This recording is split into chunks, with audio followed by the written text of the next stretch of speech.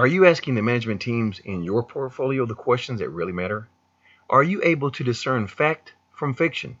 Find out what legendary investor Rick Rule, the director, president, and chairman of Sprott US Holdings, directly asks all CEOs before he invests. To receive a free copy, simply submit your email below so that you may invest with courage and conviction.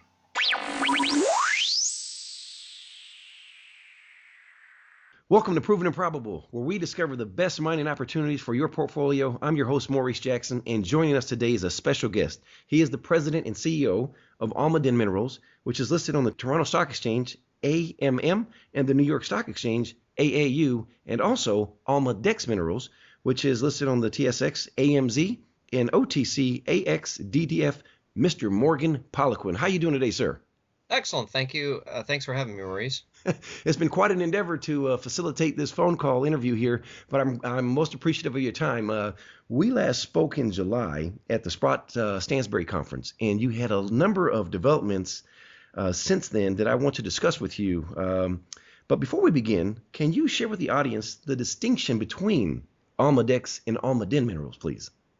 Sure. Happy to do so. Essentially, we are prospectors. I'm a geological engineer and experience in the realm of exploration and development, but we're primarily known for prospecting and making new discoveries. So very happily in 2010, we made a new discovery with our drill rig and have expanded upon that to the point where it's getting very close to a production decision. We have completed engineering studies and that we call PEAs, and we're working towards higher level studies from that, pre-feasibility and feasibility studies. And so that particular property we call Ixtaca has advanced to the stage where it's no longer prospecting, clearly. And we felt that that's a little bit of a different business model than prospecting. And so therefore we put all the earlier stage properties, the royalties that we've accumulated through our prospecting and other assets into a new company called Almadex, and its focus will be, again, early stage prospecting and making the next discovery. There's lots of reasons why we felt that made sense, and obviously our shareholders voted for that and saw that reasoning that I can get into. But the essence of why that was done is simply that there are different business models and require different.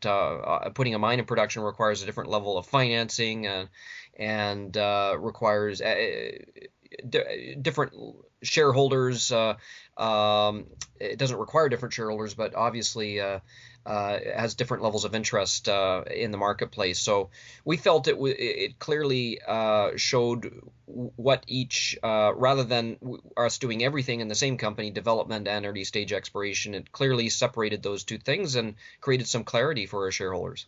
Absolutely. I think that's a very a prudent move. In sticking with Almadex here, if we may, is it 20 NSR royalties that you have there? If I'm correct in that, I think that's what we initially went into Almadex, and that would still be the same. So yes, a nice package of largely early stage royalties, but also there's a royalty on Ixtaca and on Cabal Blanco, which are development level properties. All right, and the Almadex is still facilitating the prospect generator model. With that being said, I always like to share this with the audience. I am a shareholder, and one of the reasons I am so excited and a shareholder of both Almadex and Almaden Minerals, respectively, is the prospect generator model. Because one of the things that you have to recall on the prospect generator is it has a very tight share structure, and with proven management, such as Morgan Poliquin's and his father, respectively, Dwayne Poliquin, is that you have management that is able to take and facilitate joint ventures and keep the share tight, the share structure tight, and make the company grow and not dilute the shares. And that's very important to understand. And again, that's why I'm so glad that the bifurcation was made with Almaden to focus more specifically on the mining aspects of the Ixtaca project. With that being said, let's switch gears here, because I know you really want to talk about Almaden Minerals. You have done some phenomenal work behind the scenes, specifically in October, I believe it was, where you had procured a mill. Is that correct? That's right. And if you don't mind, I appreciate, I'd like to talk about that, but just a quick kind of follow up to your comment about prospect generation. Yes. My view is that we take that at face value. When my father first started optioning the early stage properties he identified to other companies to do the expensive exploration, the term didn't exist. So, for us, it was in our group, it was born of necessity, in a sense, and it was prudent business, meaning, but I take the term at face value. We generate our own prospects. That's the point of it. The point of it is not that you do deals at a particular stage before or after drilling. The key to it all is that you have the capacity to generate your own properties, and certainly that's our skill set. Demonstrably, we think that the odds of any particular property being a mine are somewhat long. If there was a 100% success rate, everyone would be doing this. So we can identify areas of great geological potential, but there's no guarantee that each one of the things we, in fact, it's guaranteed that, that the odds are going to be along that any one of these things, despite our geologic acumen,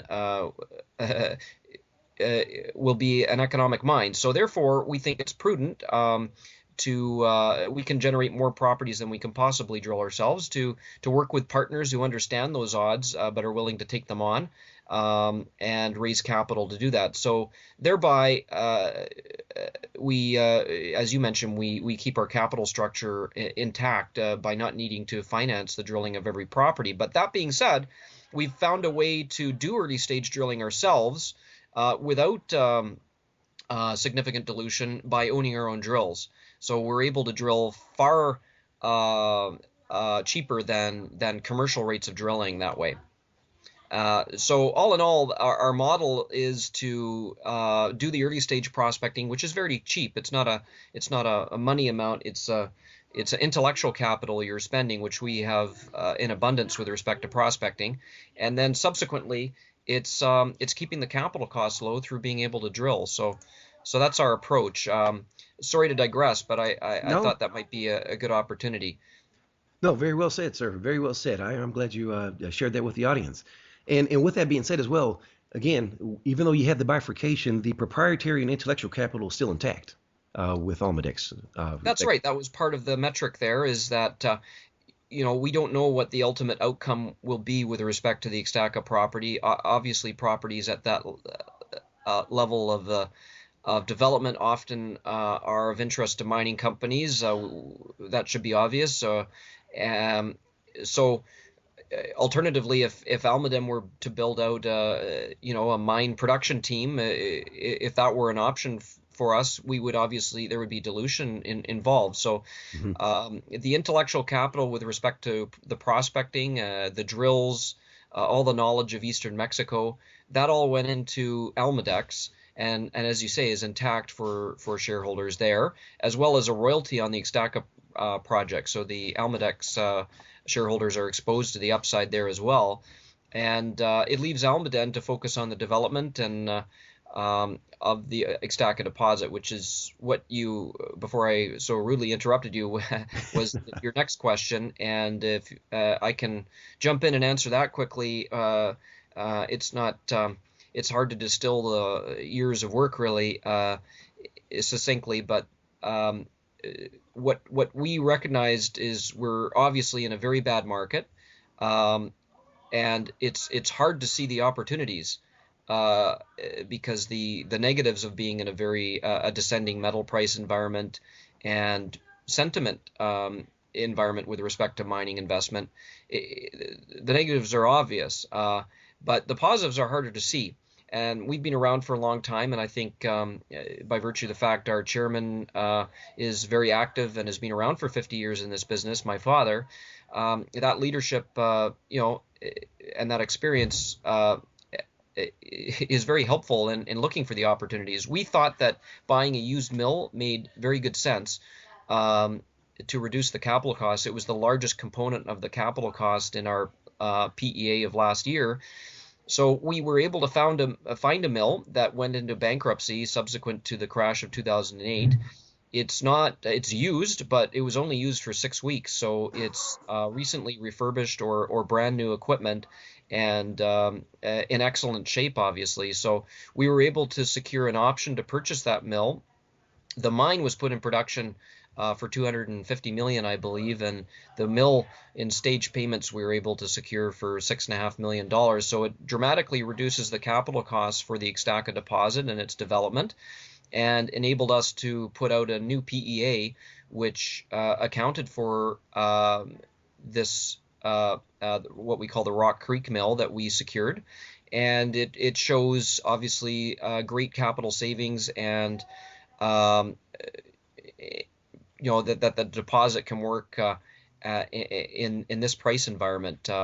At the same time, we've done a lot of detailed engineering and we've come up with a smaller mine plan than we originally had at higher metal prices, but one that again works in this environment and can certainly expand into the larger metal, higher metal price, larger mine plan that we have previously talked about in earlier PEAs. So that's kind of what we've been doing over the last year, and we put out a series of new news releases over the last couple of months here, culminating in the updated PEA, which we released just 10 days ago, I believe.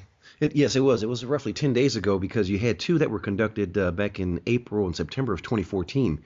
And with the mill, you drastically had reduced the capital expenditures required, as you alluded to earlier. So I know a lot of shareholders, including myself, were elated to see the numbers of the acquisition of that mill. Kudos to you there.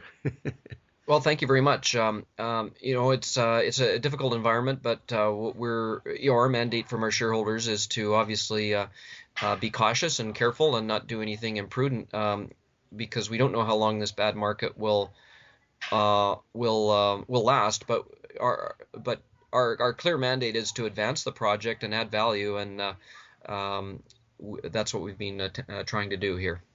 And for the audience, I do apologize. We mentioned the Ixtaca project, but we didn't mention where it was located. Would you mind sharing exactly where it's located? And also, if there's any reversionary interest, because the property is 100% owned, is that correct?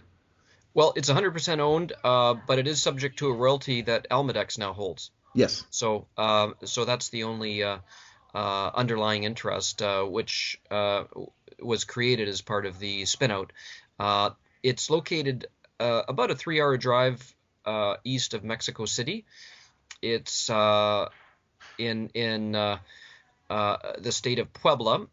It's located in what Almadex calls our eastern Mexico belt. We know more about the geology of the belt, arguably, than anybody. I did my PhD on it, and we feel that we've pioneered a whole new terrain in terms of the geologic opportunity, which was unknown before we came. The Caballo Blanco project, which we acquired in the mid-90s, was our first project, and it's developed into a nice gold deposit. That was the first discovery in this belt, and the second is Ixtaca, and most of the properties in Almadex that we have been speaking about are in that belt, and obviously a tremendous amount of intellectual capital in that belt as well. So we feel that we're just getting going there, and but that's where the project is located. It has highway most of the way, paved road all the way to the Ixtaca deposit, and it's located about 20 kilometers from an industrial park where Kimberly-Clark has a large manufacturing facility. It's about an hour and a half drive away from one of the largest Volkswagen plants in the world in Puebla, and there's a new Audi plant being built next to it.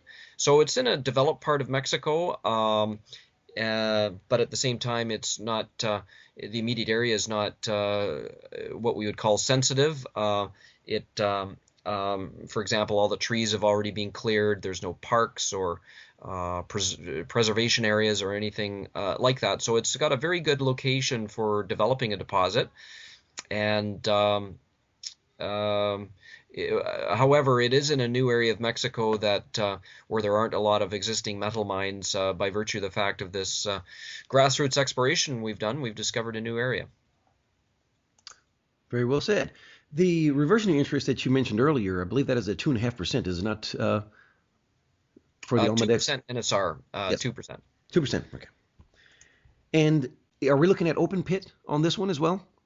Yes, the existing the new PEA we just released contemplates an open pit, and the gold silver ore would be in that mine plan would be milled, and a gold silver product would be created on site called doré. So it's a pretty straightforward, conventional type of mining scenario. All right.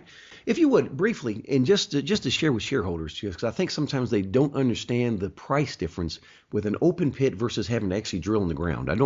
I think sometimes prospective shareholders specifically, they don't understand the difference in the cost or the capex that's required for that. Can you just briefly just touch on that, if you would? Sure. These are just not specific and should be taken as general comments, of course. But in general, open pit mining is usually about $2 a ton or so to move dirt, whereas underground mining is anywhere from $25 at the lowest through to $80 and up a ton to mine a ton of rock. And the reasons for it are that underground mining requires a lot of tunneling to get where you're going. And on surface, you can use very large equipment, large trucks. Everyone's familiar with the enormous scale of the shovels and the trucks that are in open pit mines today. So there's a tremendous amount of efficiency in open pit mining. So at a minimum, open pit mining is 10 times cheaper per ton of rock than an open pit mine, than an underground mine rather. So yeah, and you're right, there could be a large capital expenditure involved. There can be very large capital expenditures involved in starting open pit mines as well, mind you, but usually underground mines involve a lot of tunneling first to get where you're going.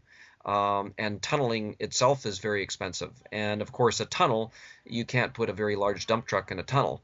So for those reasons, underground mining is generally speaking a lot more expensive than open pit mining. If your mineralization is very deep, obviously you can't too deep to contemplate open pit mining. Then you have to mine underground, and so usually underground mines require much higher grades or concentrations of metal to be economic than open pit mines.